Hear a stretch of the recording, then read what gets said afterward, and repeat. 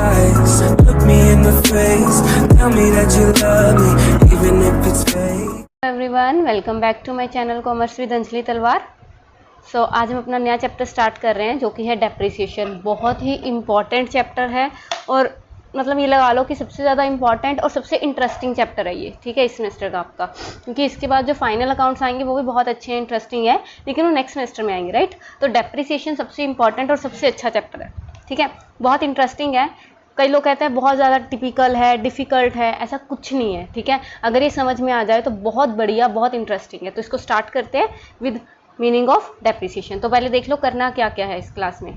तो सबसे पहले तो इस चैप्टर में क्या करना है, डेप्रिसिएशन का मीनिंग, क्यों डेप्रिसिएशन होता क्या है, डेप्रिसिएशन क्यों लगाया जाता है, क्या ज़रूरत है, कौन कौन से फैक्टर्स ध्यान में रखने हैं, इस चीज़ को हम आज की क्लास में कवर करने वाले हैं सारा, ठीक है। उसके बाद सेकंड क्लास में हम करेंगे मेथड्स।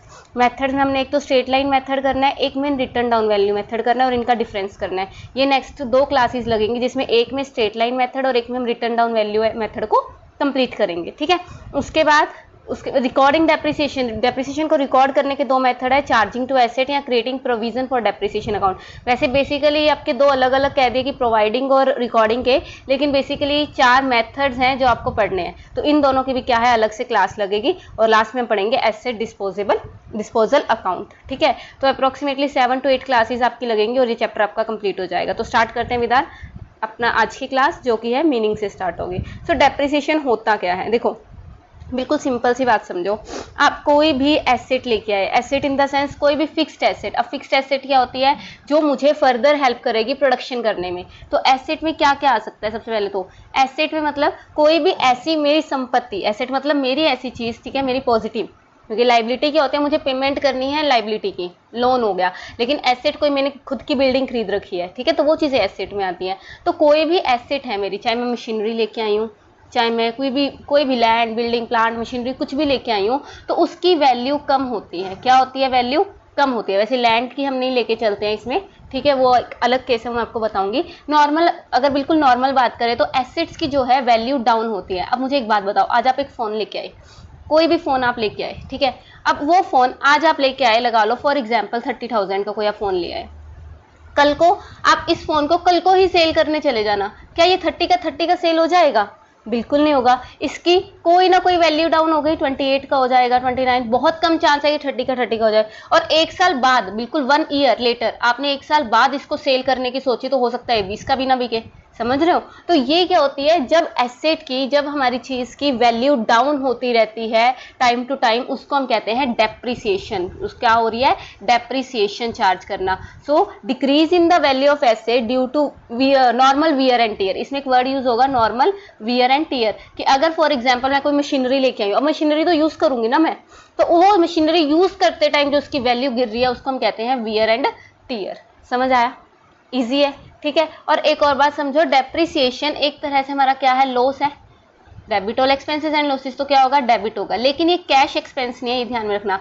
क्या मशीनरी की वैल्यू डाउन होने से मुझे कोई पेमेंट तो नहीं करनी पड़ी ना, राइट। तो ये कोई भी कैश एक्सपेंस नहीं है, पहली बात। और दूसरी बात ये कि जब हम कोई भी एसेट लेके आएंगे, उसमें हम एसेट को खरीदने से लेके एसेट को इंस्टॉल करने तक का सारा खर्चा ऐड करेंगे। फॉर एग्जांपल बताती हूँ, कोई मशीनरी लेके आए हम 90,000 की, ठीक है, उसमें 5,000 इंस्टॉलेशन चार्जेस थे और 5,000 उसको लाते हुए हमारा किराया लगा। तो टोटल जो मशीनरी की वैल्यू आई वो आई 1 लाख रुपीज़। ये ध्यान रखना, जो डेप्रिसिएशन लगेगा पूरी 1 लाख पे लगेगा। ये थोड़ा सा पॉइंट थे जो आपको मुझे स्टार्टिंग में बताने थे। अब आपको ये बहुत ईजी लगेगा, देखना। स्टार्ट करते हैं with the meaning.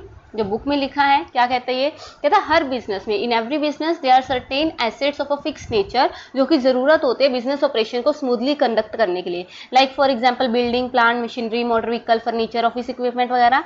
In asset का एक लाइफ टाइम में होता है, एक पीरियड होता है जिसमें एसेट्स को हम यूज करते हैं और बाद में उसकी वैल्यू खत्म हो जाती है, राइट। फॉर एग्जांपल एक मशीनरी है, वो 10 साल चलेगी, तो वो क्या है, उसका लाइफ स्पैन है ना। So fall in the value and utility of such asset due to their constant use, कि हम उसको यूज कर रहे हैं उसकी वजह से उसकी वैल्यू गिर रही है, या टाइम पीरियड खत्म हो गया, कि अब वो बहुत ज्यादा ऑब्सोलीट वर्ड यूज होगा यहाँ पे। ऑब्सोलीट मतलब पुरानी हो गई, अब नई मशीनरी आ गई है ना, पुराने जमाने के हम वर्ड यूज करते हैं, वो होता है ऑब्सोलीट, ठीक है। तो इसकी वजह से जब हमारी वैल्यू डाउन होती है तो उसको हम कहते हैं depreciation. So the process of allocation of the cost of fixed asset over it's useful life. अब ये क्या कह रहा है, देखो समझो इस बात को।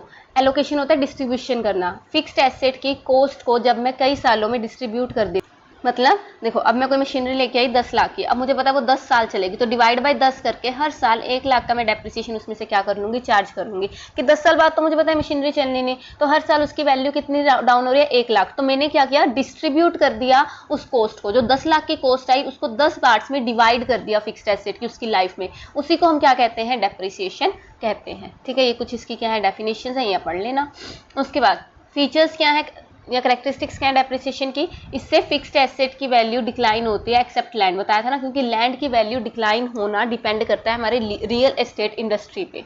समझ रहे हो, अब मैंने कोई लैंड ले ली, कोई ऐसी जगह पे ले ली अच्छी कॉलोनी में जहाँ पे हो सकता है कल को 1 साल बाद उसकी वैल्यू डबल हो गई, तो लैंड की वैल्यू जरूरी नहीं कम हो, अच्छा हो सकता है बिल्कुल ही कम भी हो जाए, ये भी नहीं है कि बढ़नी ही है या कम ही होनी है। सो जो लैंड है, लैंड को हम डेप्रिसिएशन इसीलिए चार्ज नहीं करते हैं, उसका रीजन यही होता है कि जो रियल एस्टेट मतलब यही जो लोग इसमें काम करते हैं लैंड वगैरह में, इस इंडस्ट्री पे भी डिपेंड करता है। ठीक है, तो उसको हम इसलिए नहीं लेके चलते, समझे।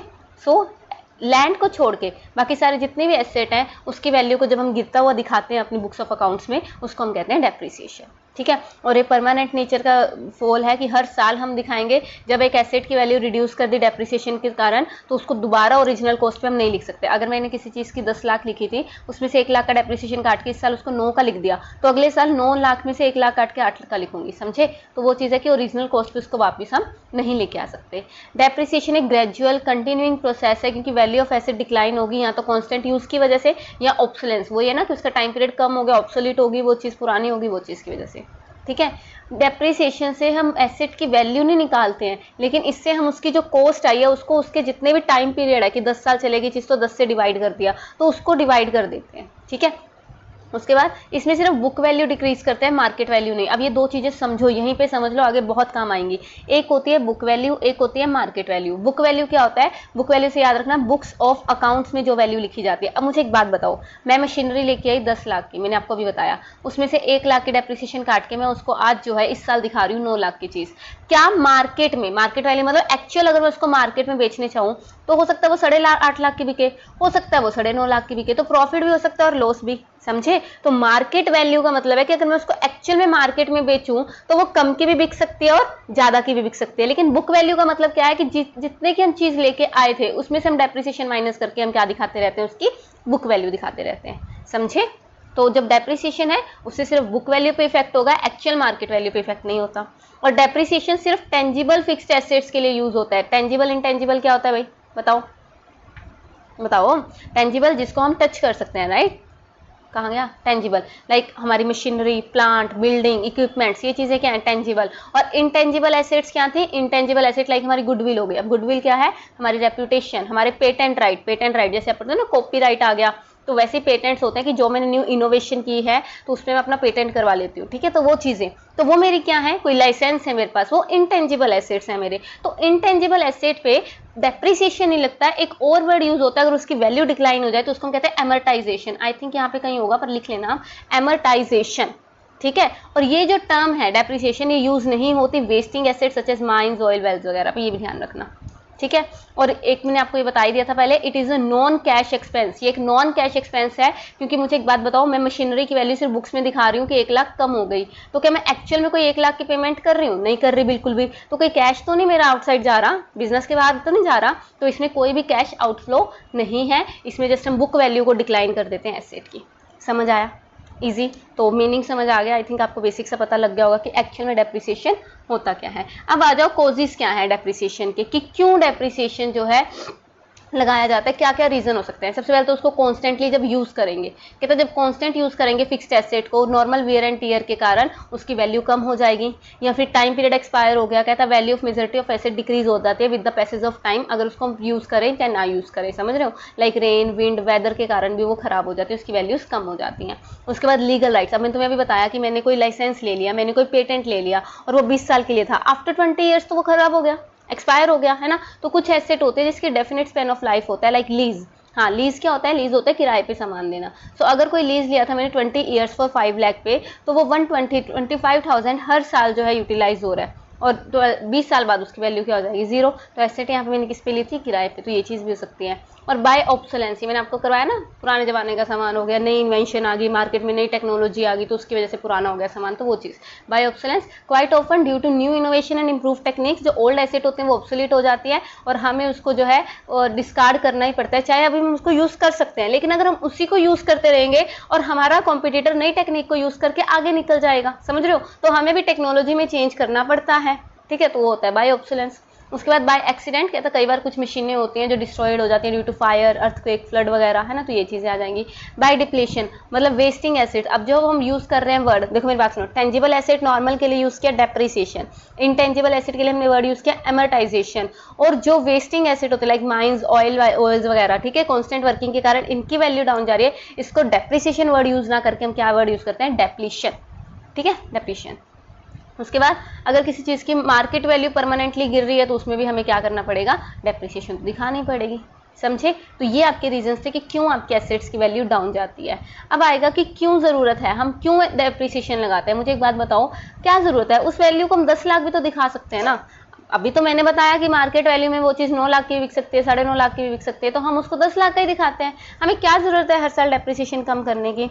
तो सबसे पहले तो सही प्रॉफिट या सही लॉस पता करने के लिए, अगर मैं डेप्रिसिएशन चार्ज नहीं करूंगी और मैंने प्रॉफिट दिखा रहा है कि मेरा 2 लाख का प्रॉफिट आ रहा है, ठीक है, मैंने ये तो दिखाया नहीं ना कि मेरे एसेट की वैल्यू भी कम हो गई, ठीक है। तो इन चीज़ों के कारण ट्रू एंड फेयर व्यू देखना है, एसेट की सही वैल्यू देखनी है, तो उसके कारण तो ये बेसिक से क्या पॉइंट है कि हम क्यों दिखाते हैं डेप्रिसिएशन को। तो सबसे पहले true profit and true loss देखने के कारण, कहता है ट्रू प्रॉफिट एक बिजनेसमैन का तभी पता लगेगा जब सारे खर्चे हम माइनस कर देंगे, तो सारे खर्चों में डेप्रिसिएशन भी एक खर्चा गिना जाता है ना।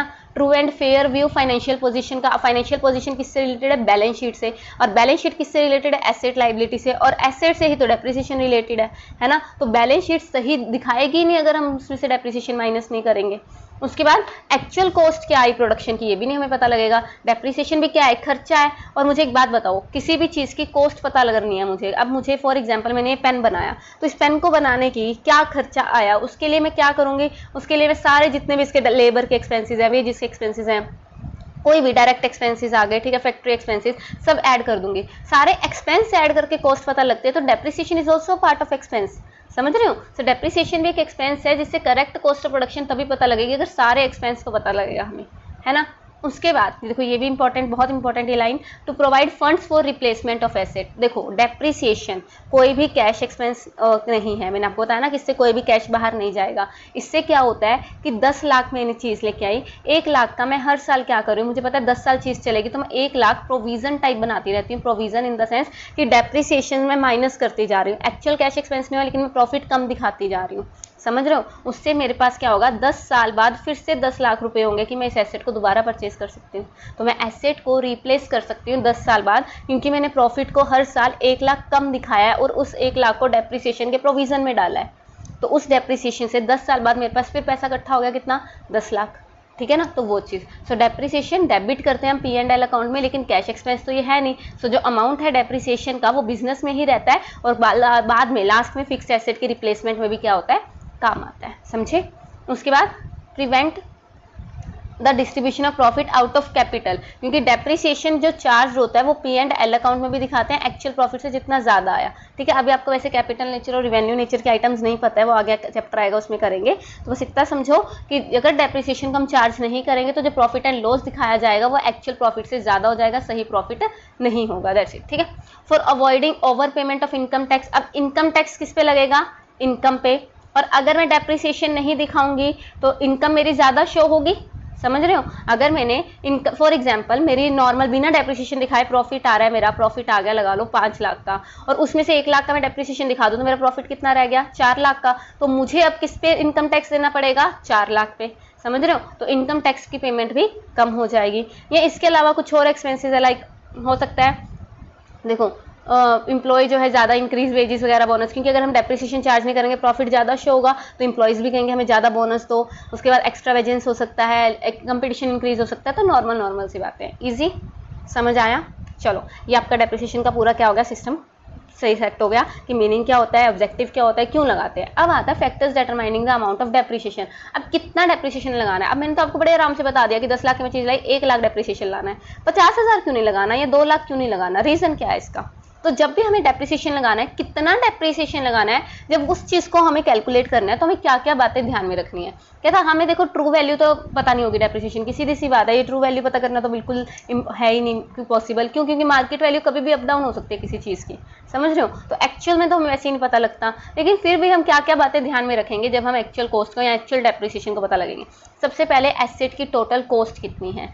10 लाख की चीज़ आई है, वो 10 लाख तो मेरे पास होना चाहिए ना। तो टोटल कॉस्ट कितना है एसेट की, कॉस्ट ऑफ फिक्स्ड एसेट में ऐड करेंगे सारे खर्चे एसेट को सही कंडीशन में लाने, चाहे वो देखो फ्राइट वही आ गया ना, किराया, ट्रांजिट का इंश्योरेंस, इंस्टॉलेशन कॉस्ट, कि जब तक वो चीज़ इंस्टॉल नहीं हो जाती, हमारे बिजनेस में काम करने लायक शुरू नहीं हो जाती, तब तक के लिए जितने भी सारे खर्चे हैं वो ऐड करेंगे और वो टोटल कॉस्ट आ जाएगी एसेट की।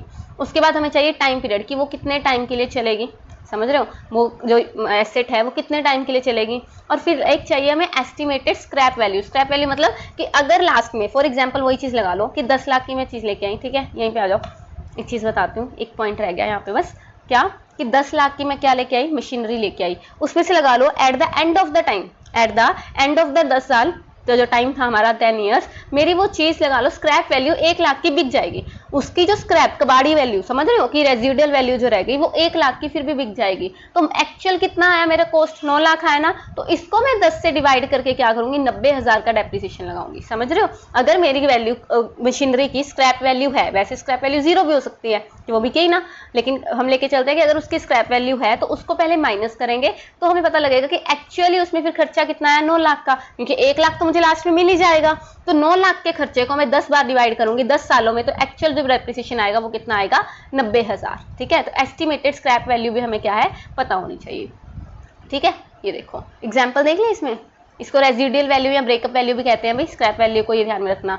अगर एक मशीन परचेज की 60,000 की, 4,000 फ्राइट पे आया, 1,000 हमारा इंस्टॉलेशन पे खर्चा आया, तो टोटल 65,000 की चीज़ हो गई, ठीक है। और इट इज़ एस्टिमेटेड दैट वो 10 साल के लिए काम करेगा और एट द एंड उसके 8,000 की क्या है, स्क्रैप वैल्यू है। तो मुझे बताओ चीज़ कितने की आई, 65,000 की। 65,000 में से 8,000 क्या होगी, स्क्रैप वैल्यू होगी, और ईयर कितने हैं 10, तो कितना आ गया 57/10, और 5700 हर साल क्या लगेगी, डेप्रिसिएशन लगेगी। समझ आया। और ये है आज का लास्ट टॉपिक, जिसमें आपको बस अभी नाम करने हैं, अभी कुछ नहीं करना, ये आपको सारे करवाएंगे। तो कौन कौन से मेथड है जिससे हम डेप्रिसिएशन लगा सकते हैं। वैसे तो हमारे पास बहुत सारे मेथड है, लेकिन हमने आपको स्टार्टिंग में बता दिया था हमें 4 करने हैं, straight line, return down, NVT, ठीक है, ये 4-5 हमें करने हैं। वैसे बाकी सबके नाम आपको याद होने चाहिए। 8 मेथड से हम क्या डेप्रिसिएशन लगा सकते हैं। जो सबसे इंपॉर्टेंट है बच्चे, वो आपके ये दोनों हैं सबसे इंपॉर्टेंट। एक प्रोविजन वाला भी है, डेप्रिसिएशन फंड एंड एनवीटी, ये भी करना ही है, ठीक है। तो इसको करते हैं with the next chapter, lecture. तो इसको कीजिए। तब तक के लिए थैंक यू सो मच। ये आपका पूरा एक तरह से बेस क्लियर हो गया कि कैसे हमें डेप्रिसिएशन कैलकुलेट करना है, कैसे क्या होता क्या है, क्यों करते हैं, वो आपका इस क्लास में आज कवर हो गया, ठीक है। इसको कीजिए। मिलते हैं नेक्स्ट क्लास में with the next lecture. Miss मत करना, स्ट्रेट लाइन वैल्यू मेथड करवाएंगे नेक्स्ट क्लास में, फिर आगे बाकी मेथड्स हम कंटिन्यू करेंगे। तब तक के लिए thank you so much. Tell me pretty lies, look me in the face, tell me that you love me,